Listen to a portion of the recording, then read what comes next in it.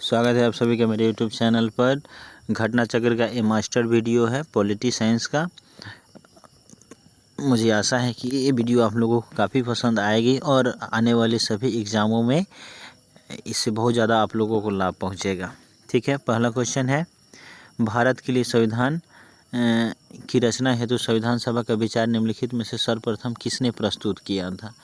तो सबसे पहले एक ऐसी पार्टी थी जो संविधान सभा के रचना का विचार उसी के मन में आया हुआ था, जिसका नाम था स्वराज पार्टी।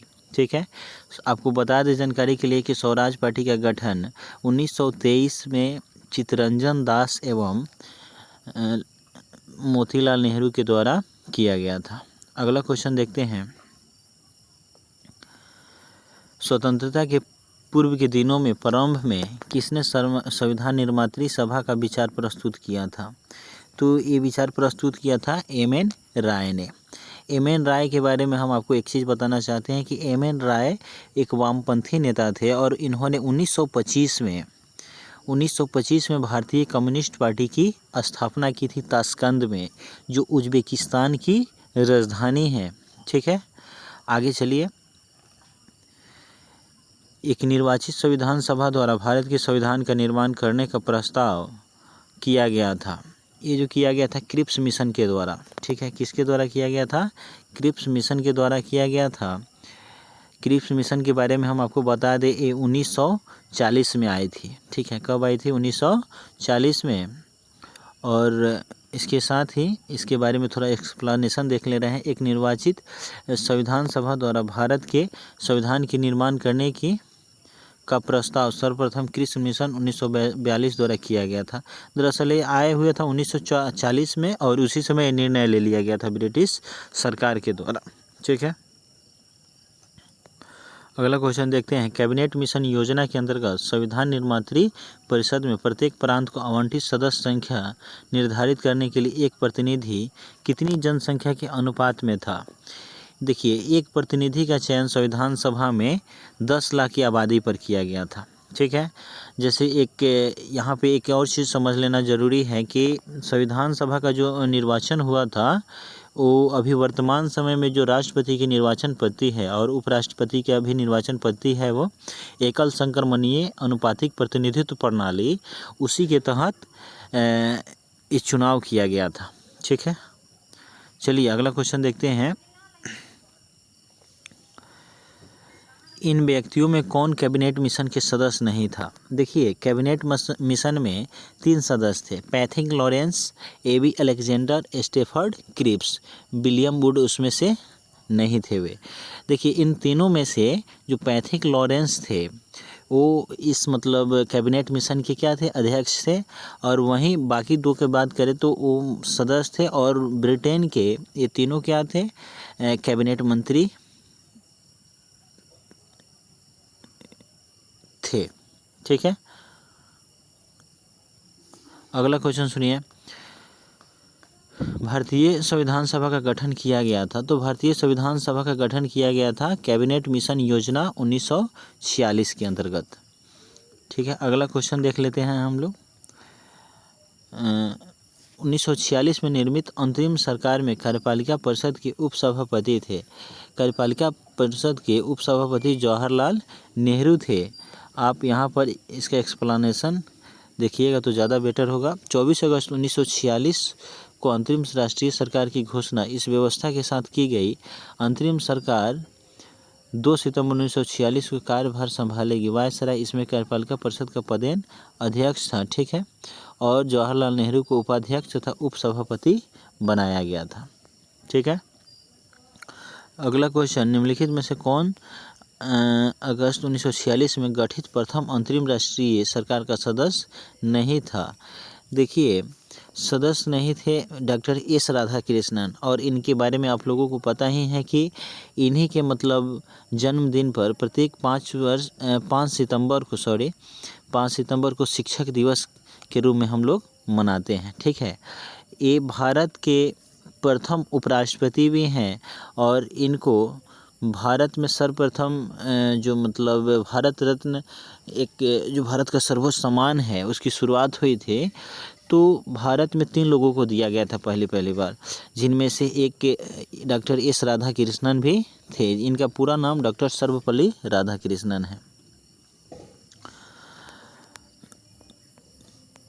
अगला क्वेश्चन है, बेबेल योजना के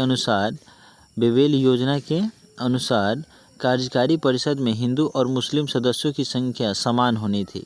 ठीक है, कथन है, कारण है बेबेल का विचार था कि ऐसी व्यवस्था से भारत का बंटवारा बच जाता। यहाँ पर सी, ऑप्शन नंबर सी सही हो जाएगा। कथन सही है पर कारण गलत है। ठीक है, अगला देख लेते हैं। इसका मतलब जो एक्सप्लेनेशन है अच्छा है, थोड़ा बड़ा भी है। अक्टूबर 1943 में लिनोनिथुगो के स्थान पर आर्किबोल्ड बेबेल वायसराय तथा गवर्नर जनरल नियुक्त किए गए। वे भारतीय संवैधानिक गतिरोध को दूर करने के उद्देश्य से मई 1945 में लंदन गए। वहां उन्होंने भारतीय प्रशासन के संबंध में ब्रिटिश सरकार से विस्तार से बात की और कुछ प्रस्ताव रखे। जून 1945 में उन प्रस्तावों को बेबेल योजना के नाम से सार्वजनिक किया गया। अक्सर पूछा जाता है कि बेबेल योजना कब आया था, तो 1945 में आया था, जून 1945 में आए हुए था। ठीक है, चलिए अगला क्वेश्चन देखते हैं। निम्नलिखित में से कौन सा कथन संविधान सभा के विषय में सत्य है? देखिए, यह वयस्क मताधिकार पर आधारित थी, वह प्रत्यक्ष निर्वाचन का परिणाम थी, वह बहुदलीय निकाय थी, उसने अनेक समितियों के माध्यम से कार्य किया। यहाँ पे वयस्क मताधिकार पर आधारित ही ये चलेगा। ठीक है, ये ठीक है। यहाँ पे ए वाला ऑप्शन रॉन्ग है, बहुदलीय निकाय थी, ये हो सकता है, ये भी सही है। ठीक है, तो यहाँ पे ऑप्शन नंबर सी हो जाएगा। 3 और 4, वह बहुदलीय निकाय थी और उसने अनेक समितियों के माध्यम से कार्य किया। ठीक है, अगला क्वेश्चन देखते हैं। भारतीय संविधान सभा के संबंध में निम्नलिखित में से कौन से कथन सही हैं? देखिए, ऑप्शन नंबर ए हो जाएगा इसका, ए और डी। यह वयस्क मताधिकार पर आधारित नहीं थी और डी, यह कई समितियों के माध्यम से कार्यरत थी। ये दोनों सही है, बाकी के 2 ऑप्शन गलत हैं। अगला देखते हैं क्वेश्चन। निम्नलिखित में से संविधान सभा के बारे में गलत कथन कौन सा है? देखिए, इसमें जो सी नंबर है, सी नंबर जो है, इसका निर्वाचन सार्वभौम वयस्क मताधिकार के आधार पर किया गया था। हमने पहले क्वेश्चन में भी बताया था कि ए वाला ऑप्शन गलत है। ठीक है, देखिए सही क्या है, इसने बड़ी संख्या में समितियों की मदद से काम किया था। आप देखिएगा कि संघ संचालन समिति, उसके अध्यक्ष जवाहरलाल नेहरू थे, प्रारूप समिति के अध्यक्ष जवाहरलाल नेहरू थे, मौलिक अधिकार समिति के अध्यक्ष सरदार वल्लभ भाई पटेल थे। तो इस तरह से कई सारी समितियां बनाई गई थी। ठीक है, उसके बाद में अल्पसंख्यक समुदाय जैसे ईसाई, एंग्लो इंडियन और पारसियों को सभी में पर्याप्त प्रतिनिधित्व दिया गया था। ये सही भी है, और भारत एक धर्मनिरपेक्ष राज्य भी है। ठीक है, इस चीज़ को भी हम याद रखेंगे। धर्मनिरपेक्ष का मतलब होता है कि सभी धर्मों को समान भाव से देखना। ठीक है, और भारत में जो ये धर्मनिरपेक्षता शब्द है, 42वें संविधान संशोधन 1976 के तहत इस चीज़ को संविधान में शामिल किया गया। ठीक है, वहीं अगर हम 42वें संविधान संशोधन की बात करें तो ये अभी तक हुआ है जितना भी संविधान संशोधन, उनमें सबसे बड़ा है। इसलिए इसे भारत का जो है इसे मिनी संविधान की संज्ञा दी जाती है। मिनी संविधान की संज्ञा दी जाती है 42वें संविधान संशोधन को।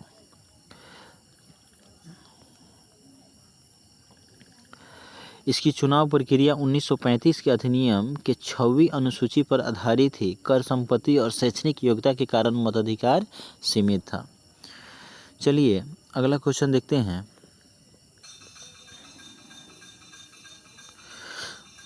भारत के संविधान का प्रारूप तैयार करने वाली संविधान सभा के सदस्यों को विभिन्न प्रांतों के विधानसभाओं द्वारा चुना गया था। आपको जानकारी के लिए बता दें कि जो प्रारूप समिति थी उसका गठन 29 अगस्त 1947 को किया गया था। ठीक है, जिसके अध्यक्ष भीमराव अंबेडकर थे और उनमें 7 अंश सदस्य थे। 6 अंश सदस्य थे, भीमराव अंबेडकर को मिलाकर के 7 सदस्य होते थे। ठीक है, अगला क्वेश्चन सुनिए। भारतीय इतिहास के संदर्भ में प्रांतों से संविधान सभा के सदस्य जो थे वो यहाँ पे हो जाएगा प्रांतीय विधानसभाओं द्वारा निर्वाचित हुए थे, प्रांतीय विधानसभाओं द्वारा निर्वाचित हुए थे। और अभी अभी हमने पिछले क्वेश्चन में डिस्कस किया कि इनका जो चुनाव हुआ था 10 लाख की आबादी पर हुआ था, एकल संक्रमणीय मतदान पद्धति के द्वारा, जो पद्धति अभी राष्ट्रपति और उपराष्ट्रपति के निर्वाचन में उपयोग में लाई जाती है। अगला क्वेश्चन सुनिए, संविधान सभा में सदस्यों का चुनाव कैसे हुआ था? तो संविधान सभा में सदस्यों का चुनाव प्रांतीय सभाओं के द्वारा हुआ था। अगला क्वेश्चन है, संविधान सभा के चुने हुए अस्थायी अध्यक्ष कौन थे? तो अस्थायी अध्यक्ष से डॉक्टर राजेंद्र प्रसाद, इनका चुनाव हुआ था 11 दिसंबर 1946 को द्वितीय बैठक में। प्रथम जो बैठक हुआ था संविधान सभा का हुआ था 9 दिसंबर 1946 के दिन, 9 दिसंबर 1946 के दिन।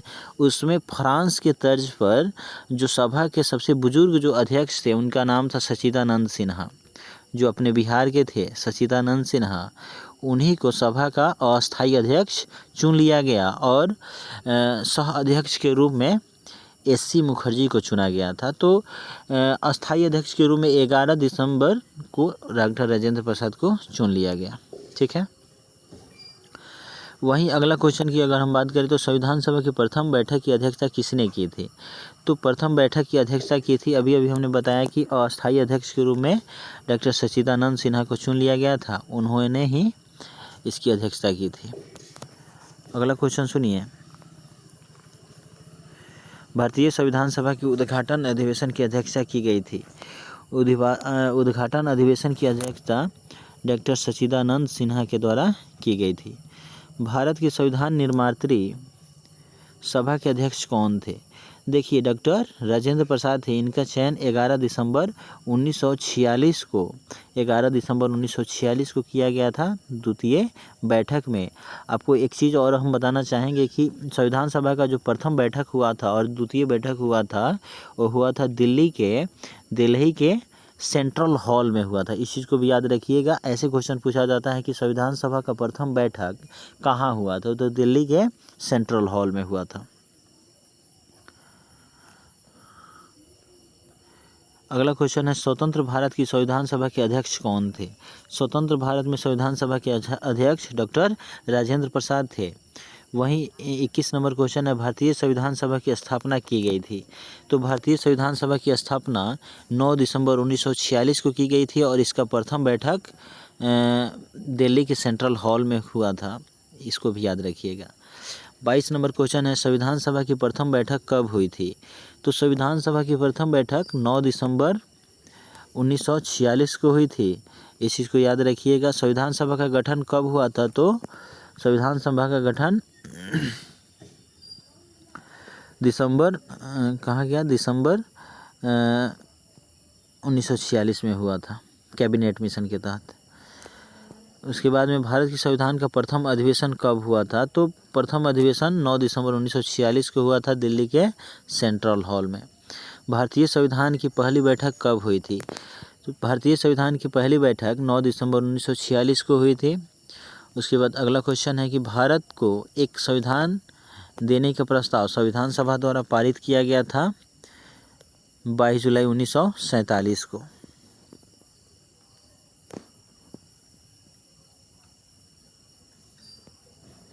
जुलाई 1947 को पारित किया गया था। यहाँ पर थोड़ा इसका एक्सप्लेनेशन देख लेते हैं। 22 जनवरी 1947 को संविधान सभा द्वारा एक भारत को संविधान देने का उद्देश्य प्रस्ताव किया गया था। उद्देश्य प्रस्ताव को 13 दिसंबर 1946 को संविधान सभा में जवाहरलाल नेहरू ने पेश किया था, जो आगे चल करके यही उद्देश्य प्रस्तावना का प्रारूप बना। एक चीज़ हम बता देना चाहते हैं कि 9 दिसंबर 1946 के दिन जो सेंट्रल हॉल में दिल्ली के सेंट्रल हॉल में पहली बैठक हुई थी उसमें अस्थायी अध्यक्ष चुना गया था सच्चिदानंद सिन्हा को। वहीं 11 दिसंबर को राजेंद्र प्रसाद को अस्थायी अध्यक्ष चुन लिया गया और ठीक 2 दिन बाद 13 दिसंबर के दिन जो मतलब बैठक हुई थी तृतीय बैठक संविधान सभा की, उसमें जवाहरलाल नेहरू के द्वारा उद्देश्य प्रस्ताव लाया गया, प्रस्तुत किया गया, जिसको आगे चल कर के 22 जनवरी 1947 के दिन उसको पारित कर दिया जाता है संविधान के मतलब संविधान सभा के सदस्यों के द्वारा। चलिए अगला क्वेश्चन देखिए, संविधान सभा के सम्मुख संविधान की प्रस्तावना का प्रस्ताव किसने रखा था? तो जवाहरलाल नेहरू ने रखा था। संविधान सभा में उद्देश्य प्रस्ताव निम्न में से किस एक के द्वारा प्रस्तुत किया गया था? तो जवाहरलाल नेहरू के द्वारा किया गया था 13 दिसंबर 1946 के दिन। अगला क्वेश्चन सुनिए, भारतीय संविधान के निर्माण से संबंधित निम्नलिखित कथनों में से कौन सही है? तो निम्नलिखित कथनों में से 1, 2, 3 तीनों सही है। यहाँ पर देख लेते हैं। पंडित नेहरू के उद्देश्य प्रस्ताव का जो संविधान सभा द्वारा स्वीकार किया गया संविधान के निर्माण पर असर था, वाकई असर था, क्योंकि प्रस्तावना जो है संविधान की कुंजी की संज्ञा दी जाती है प्रस्तावना को, और प्रस्तावना का प्रारूप बना। ठीक है, अगला जो है पॉइंट वह है उद्देशिका बहुत महत्वपूर्ण उद्देश्यों की पूर्ति करती है। संविधान क्या कहना चाहता है, उसका लक्ष्य क्या है, ये प्रस्तावना में प्रदर्शित होती है, तो बहुत सारे उद्देश्यों की पूर्ति करती है, ये भी सही है। वहीं अगर हम तीसरे ऑप्शन की बात करें तो संविधान को भारत के लोगों ने आदेशित किया है। ठीक है, ये भी सही है। वहीं अगर हम चौथे ऑप्शन की बात करें तो राज्य के मुखिया को लोग प्रत्यक्ष रूप से निर्वाचित करते हैं, तो गलत है, ये बिल्कुल गलत है। अगला ऑप्शन सुनिए, भारतीय संविधान को बनाने हेतु भारतीय संविधान सभा के कुल कितने अधिवेशन हुए थे? तो 12 अधिवेशन हुए थे। कितने अधिवेशन हुए थे? 12 अधिवेशन हुए थे। बहुत अच्छा क्वेश्चन है। अगला क्वेश्चन सुनिए, थोड़ा इसका एक्सप्लेनेशन देख लेते हैं। यहाँ पे भारतीय संविधान के निर्माण में संविधान सभा को 2 वर्ष 11 माह 18 दिन का समय लगा था, और इस दौरान इसके कुल 11 अधिवेशन, कुल अवधि 165 दिन हुए थे। यानी 11वें अधिवेशन के अंतिम दिन 26 नवंबर 1949 को संविधान को अंगीकृत किया गया था, और 12वां जो अधिवेशन हुआ था, जिसको अंतिम अधिवेशन के नाम से हम जानते हैं, वो हुआ था 24 जनवरी 1950 के दिन। ठीक है, और आपको एक और चीज़ हम बताना चाहेंगे कि 24 जनवरी के दिन भारत के राष्ट्रीय गीत को अपनाया गया था संविधान सभा के द्वारा। वहीं अगर हम राष्ट्रगान के बारे में बात करें, राष्ट्रगान यानी जन गण मन की बात करें, तो उसको 22 जनवरी 1950 के दिन संविधान सभा के द्वारा अपना लिया गया था। ठीक है, इस चीज़ को भी यहाँ पे थोड़ा रॉन्ग हो गया, 1950 के दिन अपनाया गया था। तो याद रखिएगा कि राष्ट्रीय गान जन गण मन को 22 जनवरी 1950 के दिन अपनाया गया था, और राष्ट्रीय गीत जो है वंदे मातरम, जिसके रचयिता बंकिम चंद्र चटर्जी हैं, उसको अपनाया गया था 24 जनवरी 1950 के दिन।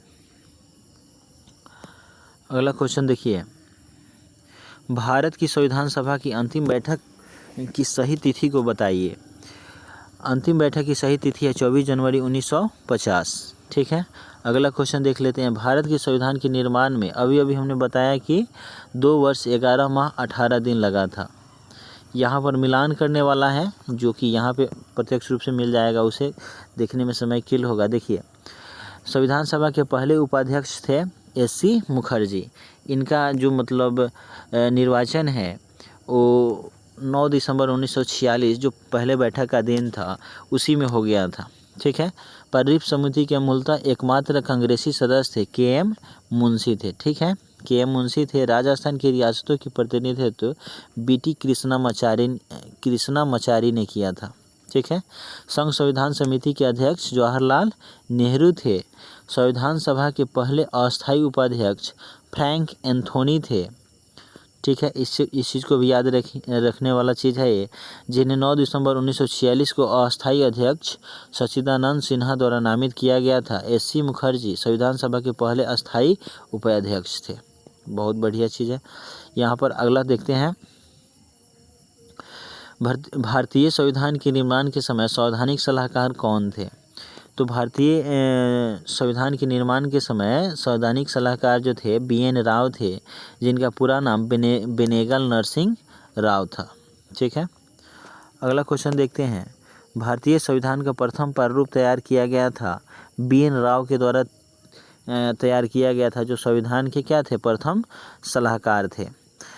उसके बाद में इनके द्वारा जो यहाँ पर एक चीज़ देखने वाला है कि BN राव के मूल प्रारूप में 243 अनुच्छेद और 13 अनुसूचियाँ थी। कहीं कहीं 12 अनुसूचियाँ मिलती है, कहीं कहीं 13 मिलती है, यहाँ पे जैसे कि 13 दिया गया है। ठीक है।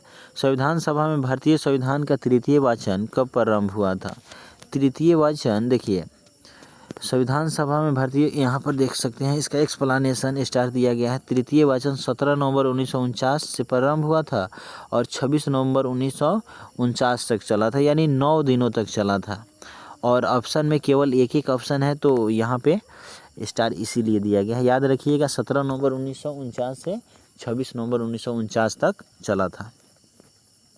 अगला क्वेश्चन है, भारत का संविधान पूर्ण रूप से तैयार हुआ था? देखिए, तैयार तो हो गया था ये 26 नवंबर 1949 के दिन, और इसी दिन इसे आंशिक रूप से लागू कर दिया गया, और पूर्ण रूप से लागू किया गया था इसे 26 जनवरी 1950 के दिन। इस चीज़ को भी याद रखना है। तो हमारा जो संविधान था वो तैयार हो गया था नवंबर 26 1949 के दिन। ठीक है, चलिए अगला देख लेते हैं क्वेश्चन। भारतीय संविधान को संविधान सभा द्वारा अंगीकृत किया गया था? देखिए, संविधान के द्वारा आंशिक रूप से अंगीकृत किया गया था 26 नवंबर 1949 के दिन। और एक चीज़ आपको बता दें कि 26 नवंबर के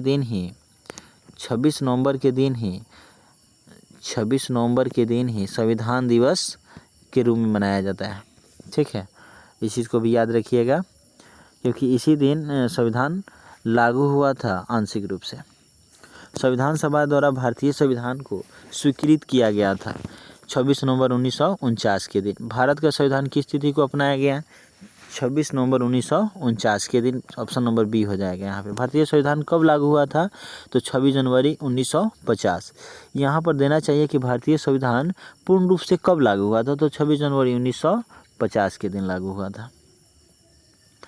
संविधान को 26 जनवरी के दिन लागू करने का निर्णय इसलिए किया गया क्योंकि देखिए, कांग्रेस ने इस तिथि को 1930 में स्वतंत्रता दिवस मनाया था, इसलिए मतलब इस दिन को चुना गया था और इस दिन पूर्ण रूप से संविधान को लागू किया गया। ठीक है, अगला क्वेश्चन है, भारतीय संविधान दिवस मनाया जाता है? भारतीय संविधान दिवस मनाया जाता है 26 नवंबर के दिन। भारतीय संविधान को अपनाया गया था, संवैधानिक सभा द्वारा अपनाया गया था। ठीक है, 26 नवंबर 1949 को भारतीय संविधान सभा द्वारा अपनाया या अंगीकृत और अधिनियमित किया गया। ठीक है, भारतीय संविधान को 26 नवंबर 1949 को किसके द्वारा अधिनियमित किया गया? संविधान सभा के द्वारा अंगीकृत किया गया। भारत का संविधान अंगीकृत एवं अधिनियमित हुआ था नवंबर 26 1949 के दिन। ठीक है, इस चीज़ को हम याद रखेंगे। उसके बाद में BR अम्बेडकर का संविधान सभा में निर्वाचन हुआ था। देखिए, इनका निर्वाचन तो पहले पश्चिम बंगाल से हुआ था, लेकिन बाद में इनका निर्वाचन बम्बई प्रेसिडेंसी से हुआ। ठीक है, डॉक्टर भीमराव अंबेडकर का जन्म और मृत्यु कब हुआ था? देखिए, जन्म इनका हुआ था 1891 में और मृत्यु हुआ था 1956 में। देखिए, ये बाद में बौद्ध धर्म को अपना लेते हैं। ठीक है, इन्हें संविधान का शिल्पी कहा जाता है, या संविधान निर्माता के नाम से संबोधित किया जाता है, या संविधान के जनक के नाम से संबोधित किया जाता है, या इन्हें आधुनिक मनु के नाम से संबोधित किया जाता है। फिर से एक बार रिपीट कर रहे हैं, इन्हें संविधान शिल्पी के नाम से, आधुनिक मनु के नाम से, संविधान के जनक के नाम से, या संविधान के निर्माता के नाम से संबोधित किया जाता है। ठीक है, इनके द्वारा बहिष्कृत भारत नामक संस्था का गठन किया गया था, जो कि बहुत ज़्यादा चर्चित रहा था, और इन्होंने अपने अंतिम समय में बौद्ध धर्म को अपना लिया था। इनके पिता जो थे एक सूबेदार के पद पर सेना में नियुक्त थे। इस चीज़ को भी याद रखिएगा।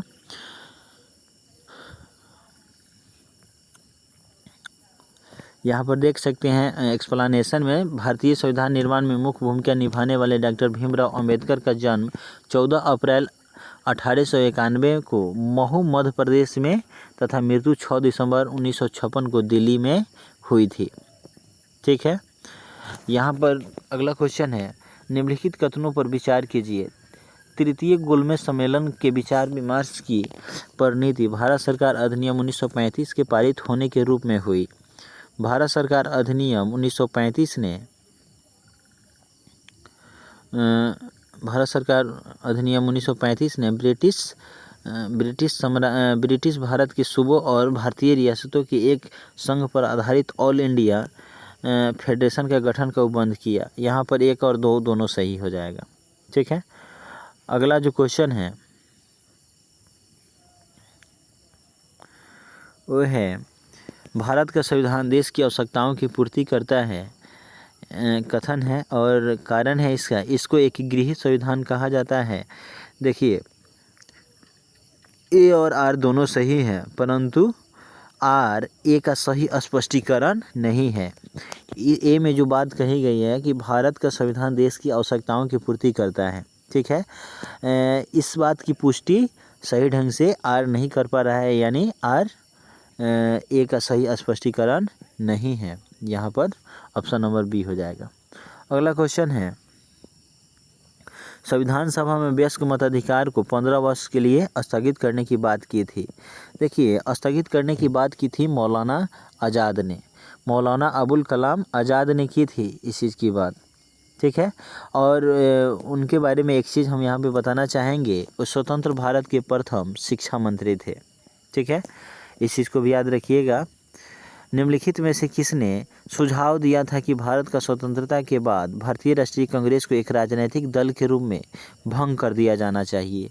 ये सुझाव दिया था महात्मा गांधी ने। ठीक है, और महात्मा गांधी के बारे में एक चीज़ हम बताना चाहेंगे, उन्होंने अपने समाचार पत्र यंग इंडिया के माध्यम से संविधान सभा की मांग की थी कि भारतीयों के पास एक संविधान होना चाहिए। ठीक है, और उसके लिए संविधान सभा का गठन किया जाना चाहिए। यहाँ पर एक और क्वेश्चन आप याद कर सकते हैं कि यंग इंडिया के संस्थापक महात्मा गांधी थे, जो 1922 में इसके जरिए संविधान सभा की मांग किए। ठीक है, तो इन्होंने उस संबंध में एक और बात कही थी कि भारत का संविधान भारतीयों के अनुरूप होगा। अगला क्वेश्चन सुनिए, निम्नलिखित में से किसने सुझाव दिया था कि भारत की स्वतंत्रता के बाद भारतीय राष्ट्रीय कांग्रेस को एक राजनीतिक दल के रूप में भंग कर दिया जाना चाहिए। देखिए महात्मा गांधी ने कहा था, एक पहले ही वाले क्वेश्चन को हमने रिपीट कर दिया। अपनी राष्ट्रवादी प्रतिक्रिया में भारतीय संविधान के निर्माताओं ने अल्पसंख्यकों के हितों तथा भावनाओं के महत्व को कम करके आंका है। यह कथन है, देखिए मॉरिस जोन्स का, हाईग्रेव जूनियर का, अलेक्जेंड्रोविच का और आइवर जेनिंग्स का। देखिए आइवर जेनिंग्स का यह कथन है कि भारतीय संविधान निर्माताओं ने भारतीय संघ में अल्पसंख्यक हितों और भावनाओं के महत्व को न्यूनतम रखने का प्रयास किया। अल्पसंख्यक समुदाय में मुस्लिम, सिख, ईसाई और पारसी, जो भी ऐसे समुदाय के लोग यहाँ पे रहते हैं जिनकी संख्या क्या है, कम है, उन्हें हम अल्पसंख्यक की श्रेणी में रखते हैं। तो इनका कहना था आइवर जेनिंग्स का कि जो भारतीय संविधान निर्माता थे, इनके भावनाओं के महत्व को न्यूनतम रखने का प्रयास किए हैं, जबकि ऐसा नहीं है, इन्होंने गलत कहा था। ठीक है, अपने हिसाब से कहा था उस समय, तो इनको लगा होगा, लेकिन इन्होंने सरासर एक बात गलत कही थी, क्योंकि भारतीय संविधान जो है एक धर्मनिरपेक्ष भारत को एक धर्मनिरपेक्ष राष्ट्र के रूप में संबोधित करता है या प्रकट करता है, ऐसा हम बोल सकते हैं। किसने कहा था? संविधान सभा कांग्रेस थी और कांग्रेस भारत था, ऑस्टिन ने कहा था। बहुत ज़्यादा पूछा जाता है बार बार, यहाँ पे देख सकते हैं कि बहुत सारे एग्जामों में भी पूछा गया है कि संविधान सभा कांग्रेस थी और कांग्रेस भारत था। ठीक है, अगला क्वेश्चन, इनकी एक पुस्तक भी है, याद रखना चाहिए इस चीज़ को भी। द इंडियन कॉन्स्टिट्यूशन नामक पुस्तक के रचयिता भी हैं ग्रेनवेल ऑस्टिन। ठीक है, भारतीय संविधान में कुल कितनी महिला सदस्य थी? देखिए भारतीय संविधान में 15 महिला सदस्य थी टोटल। ठीक है, और आपको बता दें जानकारी के लिए कि 12 महिला सदस्यों ने ही संविधान पे अपना हस्ताक्षर किया। ठीक है, तो इस तरह से हमने पूरे संविधान निर्माण की जो ये जो चैप्टर है उसको हमने कंप्लीट किया। अगर ये वीडियो अच्छा लगता है तो प्लीज़ इस वीडियो को लाइक कीजिए, मेरे चैनल को सब्सक्राइब कीजिए, कमेंट कीजिए और इसे ज़्यादा से ज़्यादा शेयर कीजिए। धन्यवाद।